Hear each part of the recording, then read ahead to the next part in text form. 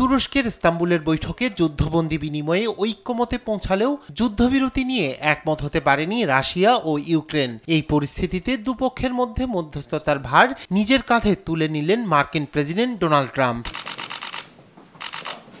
এবার রুশ president Vladimir Putin ও ইউক্রেনের প্রেসিডেন্ট ভলোদিমির জেলেনস্কির সঙ্গে ফোনে কথা বলবেন বলে জানিয়েছেন মার্কিন প্রেসিডেন্ট ডোনাল্ড ট্রাম্প। নিজের সোশ্যাল মিডিয়া ট্রুথে ট্রাম্প জানান, যুদ্ধবন্ধ নিয়ে আলোচনা করতে স্থানীয় সময় সোমবার সকাল 10টায় পুতিনের সঙ্গে কথা বলবেন তিনি। ফোন আলাপে রক্তপাত বন্ধ করা এবং বাণিজ্য নিয়েও আলোচনা করবেন ট্রাম্প।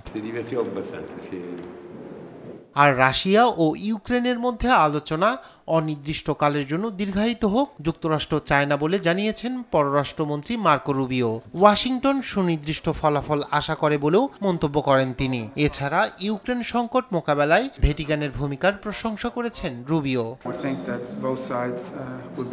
আমাদের নষ্ট করার মতো সময় নেই। পৃথিবীতে আরও অনেক কিছু ঘটেছে যেগুলোর দিকেও আমাদের মনোযোগ দেওয়া উচিত। তাই আমরা কেবল অন্তহীন আলোচনার এই প্রক্রিয়ায় জড়িত থাকতে চাই না। এই মুহূর্তে কিছু অগ্রগতি প্রয়োজন। এদিকে পোপ লিও চতুর্দশের অভিষেক অনুষ্ঠানে যোগ দিতে রোমে অবস্থান করছেন কানাডার প্রধানমন্ত্রী মার্ক কার্নি এবং ইউক্রেনের প্রেসিডেন্ট ভলোদিমির জেলেনস্কি। শনিবার রোমে কানাডিয়ান দূতাবাসে বৈঠকে বসেন এই দুই নেতা। এ সময় ইউক্রেনের প্রতি পূর্ণ সমর্থন পুনর্ব্যক্ত করেন কার্নি। মিস্টার প্রেসিডেন্ট, আপনাকে স্বাগতম। আমি নিঃসন্দেহে বলতে পারি কানাডার প্রতিটি কোণে ইউক্রেন রয়েছে। কানাডার জনগণ আপনার নেতৃত্বের প্রতি, ইউক্রেনের জনগণের প্রতি অবিচল এবং অটল সমর্থনে দাঁড়িয়ে আছে। শান্তির জন্য আপনি যা করছেন আমরা তার প্রশংসা করি। আমরা বিশ্বাস করি ইউক্রেনের পূর্ণ অংশগ্রহণ ছাড়া কোনো শান্তি আসতে পারে না।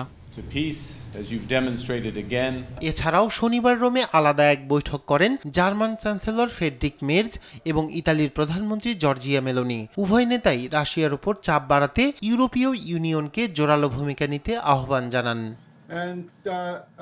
রায়হান কবির শুভ্র, নিউজ ডেস্ক, দেশ টিভি।